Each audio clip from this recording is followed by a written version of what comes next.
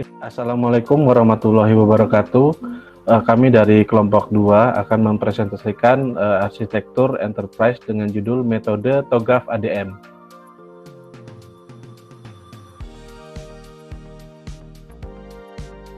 Berikut adalah kelompok dari kelompok 2. Yang pertama ada Roy Andika dengan NIM 112-11122.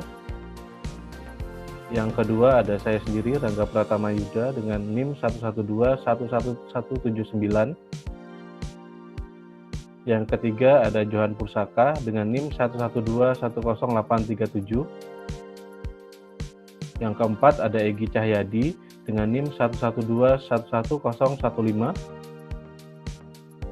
Yang kelima ada Bani Siregar dengan NIM 112-10987.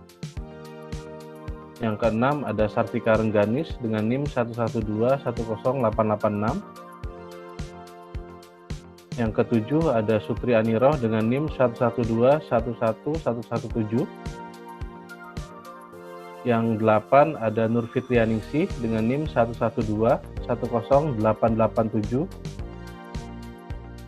Yang kesembilan ada Muhammad Amar Prasetyo dengan NIM 112-11037. Yang ke-10 ada Muhammad Adianto dengan NIM 112-11048. Yang ke-11 ada Junior Nicodemus Tambingon dengan NIM 112-11236.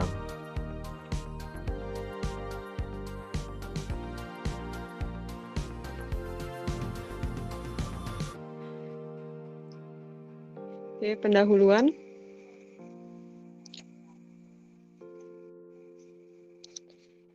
Latar belakang sebagai lembaga pemerintahan yang bertugas mengelola data kependudukan, khususnya masyarakat Cilacap, Dinas Kependudukan dan Catatan Sipil Cilacap belum memiliki sistem informasi dan teknologi informasi yang terintegrasi untuk mendukung aktivitasnya. Kurang lancarnya penyampaian informasi yang terjadi antara pihak Dispenduk Capil dengan masyarakat atau bahkan antar stakeholder yang ada pada internal Disduk Capil sendiri, serta waktu yang dibutuhkan untuk mengelola informasi mengakibatkan pelayanan terhadap masyarakat menjadi kurang optimal. Berdasarkan fakta yang ada, maka akan dibuat penelitian yang bertujuan untuk menghasilkan perencanaan arsitektur interface untuk membantu Dispenduk Capil dalam melaksanakan pelayanan publik. Pada penelitian ini, perencanaan arsitektur interface dibuat menggunakan TOGAF dengan metode ADM. Perencanaan arsitektur interface ini akan menghasilkan blueprint arsitektur bisnis yang meliputi primary phase, requirement management, arsitektur vision, dan bisnis accounting.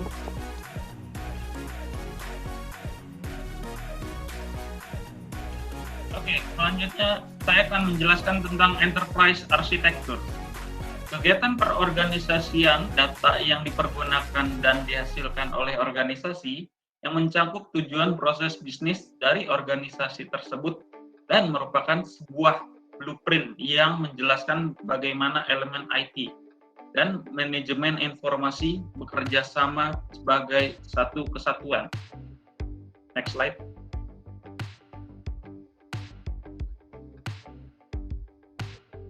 TOGAF. TOGAF merupakan kerangka kerja dan metode yang bisa diterima secara luas untuk pengembangan arsitektur sebuah organisasi atau perusahaan yang menjelaskan detail bagaimana membangun, mengelola, dan mengimplementasikan IE dan sistem informasi dengan arsitektur development method atau EDM. EDM merupakan metode yang berisikan sekumpulan aktivitas yang mempresentasikan program dari setiap fase EDM dan model arsitektur yang digunakan dan dibuat selama tahap pengembangan IE. Hasil dari penelitian ini adalah berupa blueprint, usulan rancangan sistem, informasi yang sesuai dengan kebutuhan dan sumber daya dengan menggunakan framework TOGAF. Baik, saya akan menjelaskan mengenai arsitektur development method, yaitu siklus TOGAF. Dari gambar bisa dilihat bahwa arsitektur development method atau ADM merupakan inti dari TOGAF. Tahapan dari TOGAF ADM sendiri secara ringkas bisa dijelaskan sebagai berikut. Yang pertama, arsitektur vision, yaitu menciptakan keseragaman pandangan mengenai pentingnya arsitektur enterprise untuk mencapai tujuan organisasi yang dirumuskan dalam bentuk strategi, serta menentukan lingkup dari arsitektur yang akan dikembangkan. Yang kedua, bisnis arsitektur, mendefinisikan kondisi awal arsitektur bisnis, menentukan model bisnis atau aktivitas bisnis yang diinginkan berdasarkan skenario bisnis. Pada tahap ini, tools dan metode umum untuk pemodelan seperti BPMN bisa digunakan untuk membangun model yang diperlukan. Yang ketiga, information system arsitektur. Pada tahapan ini lebih menekankan pada aktivitas bagaimana arsitektur sistem informasi dikembangkan. Pendefinisian arsitektur sistem informasi dalam tahapan ini meliputi arsitektur data dan arsitektur aplikasi yang akan digunakan oleh organisasi. Keempat, teknologi arsitektur, membangun arsitektur teknologi yang diinginkan, dimulai dari penentuan jenis kandidat teknologi yang diperlukan dengan menggunakan teknologi portofolio katalog yang meliputi perangkat lunak dan perangkat keras. Lalu ada opportunities and solution. Pada tahapan ini lebih menekankan pada manfaat yang diperoleh dari arsitektur enterprise yang meliputi arsitektur bisnis, arsitektur data, aplikasi, dan teknologi, sehingga menjadi dasar bagi stakeholder untuk memilih dan menentukan arsitektur yang akan diimplementasikan. Lalu migration planning, yaitu penilaian dalam menentukan rencana migrasi dari suatu sistem informasi. Biasanya untuk pemodelannya menggunakan matrik penilaian dan keputusan terhadap kebutuhan utama dan pendukung dalam organisasi terhadap implementasi sistem informasi. Lalu implementation governance, menyusun rekomendasi untuk pelaksanaan tata kelola implementasi yang sudah dilakukan. Tata kelola yang dilakukan meliputi tata kelola organisasi, tata kelola teknologi informasi, dan tata kelola arsitektur. Lalu yang terakhir adalah arsitektur change management, menetapkan rencana manajemen arsitektur dan dari sistem yang baru dengan cara melakukan pengawasan terhadap perkembangan teknologi dan perubahan lingkungan organisasi, baik internal maupun eksternal, serta menentukan apakah akan dilakukan siklus pengembangan arsitektur enterprise.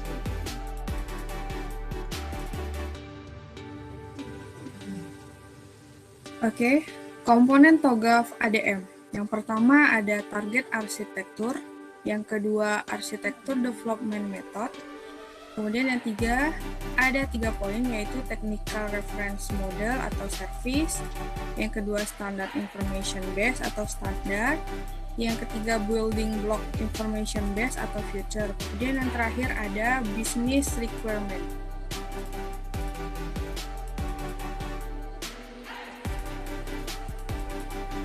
Area utama penting dalam arsitektur enterprise atau TOGAF membagi 4 domain besar.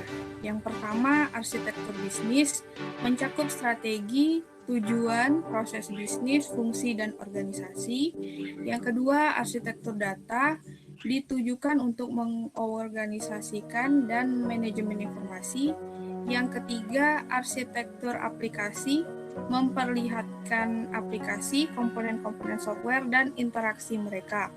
Yang keempat, arsitektur teknologi, mendeskripsikan teknik dan komponen yang digunakan, misal network dan infrastruktur fisik untuk menjalankan aplikasi dan sumber data.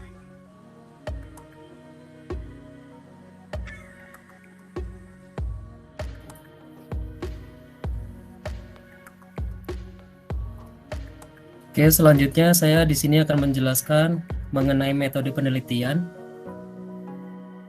Metode penelitian yang kami gunakan ada 6. Yang pertama itu studi. Pada tahap ini Pada tahapan ini, kita membuat landasan dan kerangka berpikir dalam penelitian dengan mendapatkan review literatur referensi dari jurnal, buku, artikel, dan situs web. Kemudian, akan dilakukan identifikasi masalah dari permasalahan yang ada di tempat penelitian. Untuk metode penelitian yang kedua, yaitu pengumpulan data, dilakukan dengan cara observasi dan wawancara.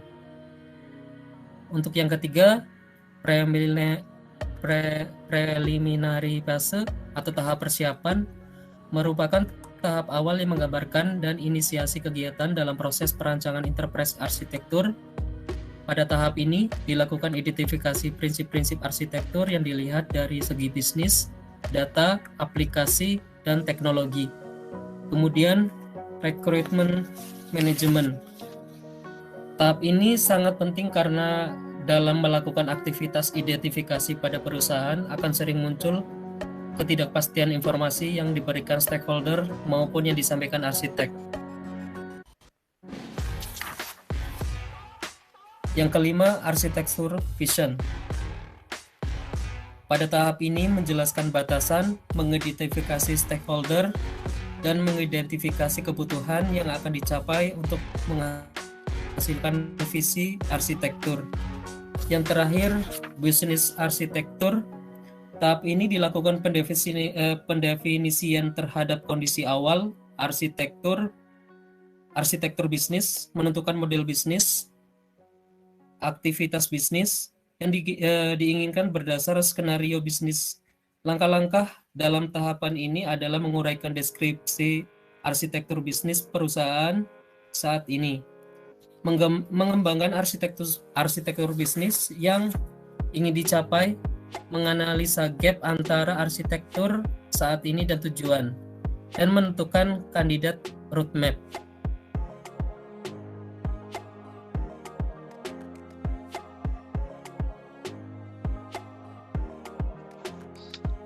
Baik, di sini saya ingin menjelaskan hasil dan pembahasan.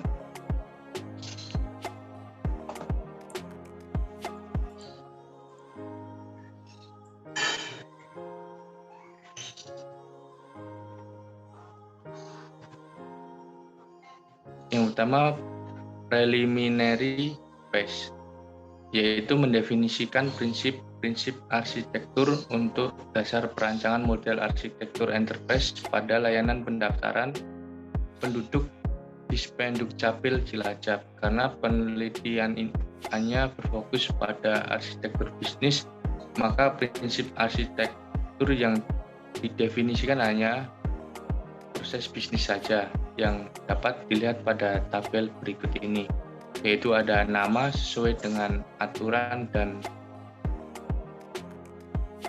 kebijakan yang berlaku.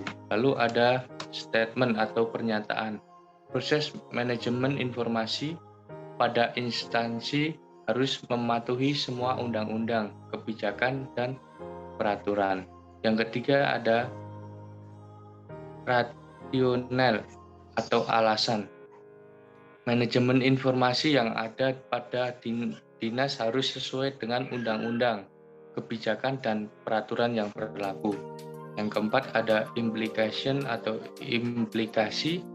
Manajemen informasi yang terlibat harus memastikan bahwa perbaikan proses bisnis pada instansi sudah sesuai dengan aturan dan kebijakan yang ada. Instansi harus berhati-hati untuk mentaati hukum, peraturan, dan kebijakan eksternal mengenai kumpulan, retensi, dan manajemen data. Perubahan dalam hukum dan perubahan peraturan dapat mendorong perubahan dalam proses atau aplikasi. Oke, selanjutnya di sini saya ingin menjelaskan tentang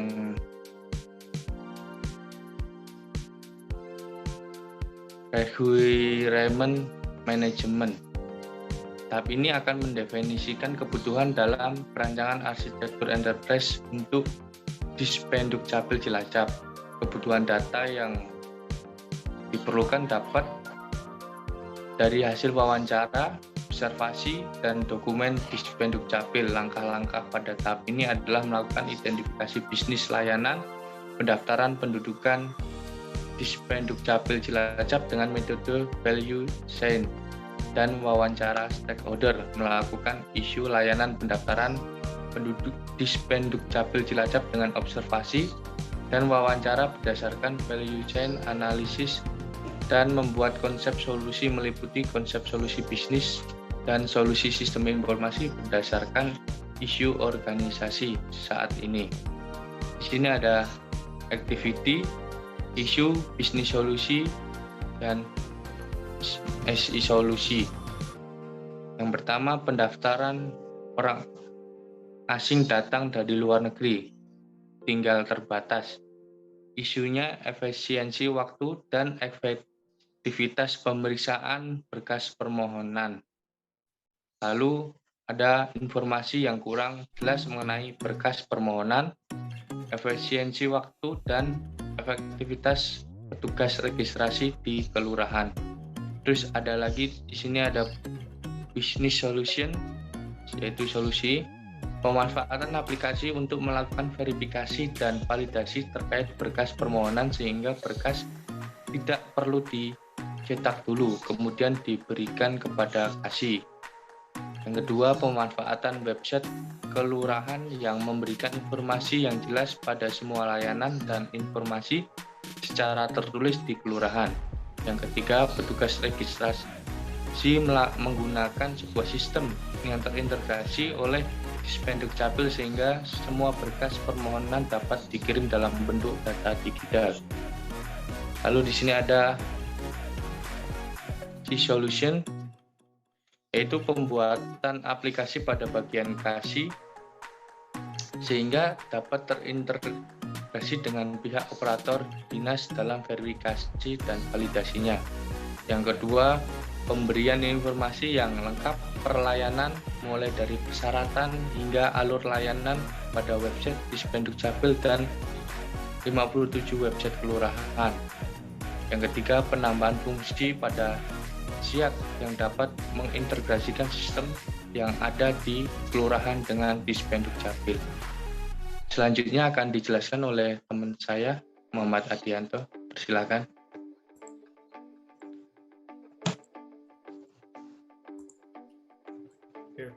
Baik, terima kasih. Selanjutnya, saya akan menjelaskan tentang arsitektur vision. Pada langkah ini akan dilakukan identifikasi stakeholder yang terlibat pada layanan pendaftaran penduduk Dispenduk Capil Cilacap dan peran yang dilakukan, profil organisasi, visi, misi, tujuan, serta sasaran dari organisasi, dan analisa value chain yang dapat dilihat pada gambar berikut. Pada gambar berikut ada dua macam kegiatan, yaitu kegiatan pendukung dan kegiatan utama. Dalam kegiatan pendukung ada infrastruktur, manajemen sumber daya manusia, pengembangan teknologi, dan pengadaan atau procurement, yang dimana terdiri dari manajemen keuangan, dasar hukum dan kebijakan pemerintah, manajemen kepegawaian, pelatihan tenaga kerja dan workshop, ada sistem informasi administrasi kependudukan atau SIAK, pengembangan arsip digital, administrasi kependudukan dan pencatatan sipil, dan terakhir ada UPT, LPSE atau pengadaan barang dan jasa. Selanjutnya ada kegiatan utama, yaitu ada pendaftaran pemohon, pemrosesan, penerbitan dan penyerahan dokumen pemohon, dan ada 3 langkah di sini. Ada sosialisasi tentang administrasi kependudukan dan pencatatan sipil pada masyarakat, sosialisasi perubahan undang-undang, dan sosialisasi peningkatan kapasitas aparatur kependudukan dan pencatatan sipil. Dan terakhir, di kegiatan utama ada pelayanan KTP mobile dan layanan pengaduan melalui website, telepon, dan email. Oke, baik. Di sini saya akan menjelaskan mengenai bisnis arsitektur. Nah, proses bisnis layanan pendaftaran pindah dari luar negeri atau orang asing tinggal terbatas aktif pada tahap ini akan mendefinisikan arsitektur proses bisnis saat ini. analisa gap antara as-is dan to-be, serta mendefinisikan arsitektur bisnis yang sesuai dengan target yang diharapkan. Nah, ini adalah gambaran contoh dari bisnis proses as-is. Dimulai dari pemohon akan menyerahkan semua persyaratan ke Dukcapil dan mengisi formulir SR162 sampai dengan staf front office akan mencatat data pemohon di buku harian, peristiwa kependudukan, dan peristiwa penting, buku induk penduduk, dan buku mutasi penduduk. Oke, next. Oke, selanjutnya proses bisnis layanan pendaftaran pindah dari luar negeri atau orang asing tinggal terbatas, (UBI). Nah, setelah semua proses bisnis telah didefinisikan, maka akan dilakukan analisa gap untuk mengetahui gap antara kondisi bisnis saat ini dan target bisnis yang diharapkan. Setelah ditemukan antara gap, selanjutnya adalah kondisi bisnis. Selanjutnya adalah menggambarkan arsitektur bisnis usulan atau to-be dan mensimulasikan perbandingannya waktu yang dibutuhkan dengan pemanfaatan sumber daya. Nah, yang pertama dilakukan adalah pemohon akan mendaftar melalui situs website yaitu SLKO, Sistem Layanan Kependudukan Online, kemudian memilih beberapa pilihan menu yang telah ada pada situs website tersebut, kemudian mengisi form pendaftaran dan mengupload berkas sampai pada operator di Dukcapil. Kelurahan akan mencetak data pendaftaran pemohon dan kopi SKTP sebagai arsip kelurahan. Data pendaftaran pemohon secara otomatis akan ada di sistem yang ada di kelurahan ketika Kabid telah melakukan approve pada sistem. Ya, oke, selanjutnya akan dijelaskan oleh rekan kami. Baik, selamat malam. Di sini saya akan melanjutkan hasil dari presentasi kami, yaitu bisnis arsitektur. Saya akan menjelaskan tentang perbandingan simulasi untuk pelayanan pendaftaran pindah dari luar negeri atau orang asing tinggal terbatas. Waktu proses pelayanan pendaftaran pindah dari luar negeri atau orang asing tinggal terbatas, di sini ada tabelnya, yaitu di sini instant start,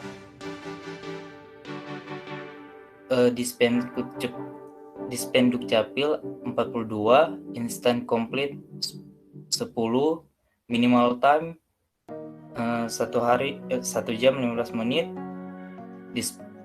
Dispendukcapil 5 hari 15 jam 5 menit, max time 1 jam 59 menit, Dispendukcapil 21 hari 15 jam 49 menit.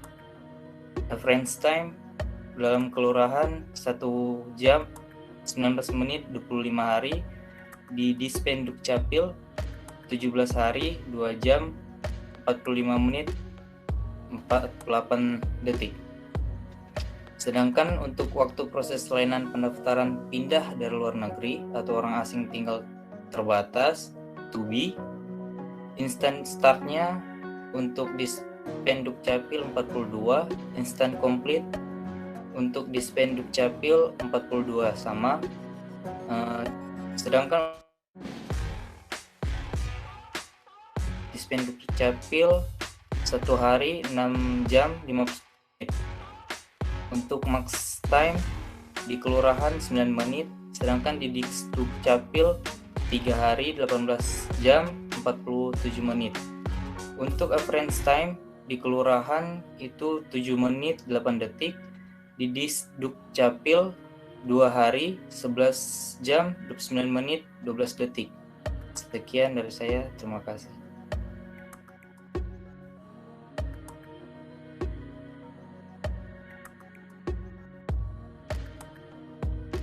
Kesimpulan.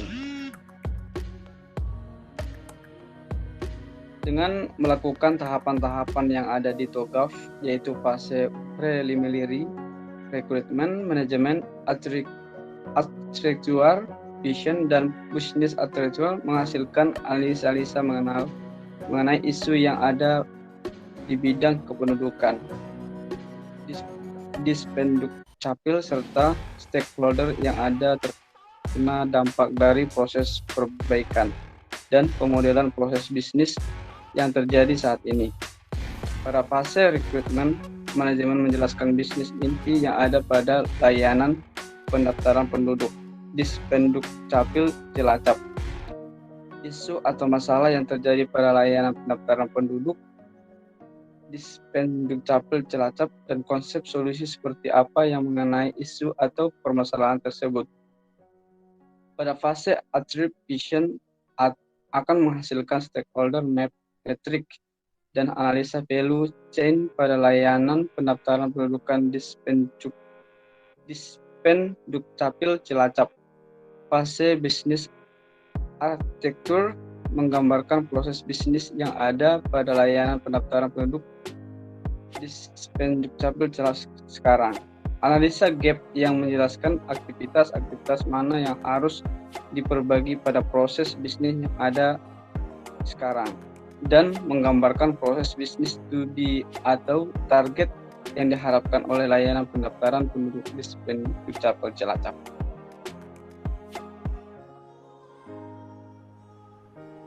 Ya, sekian presentasi dari kelompok kami. Terima kasih atas perhatiannya. Untuk kurang lebihnya kami mohon maaf. Kami tutup. Wassalamualaikum warahmatullahi wabarakatuh.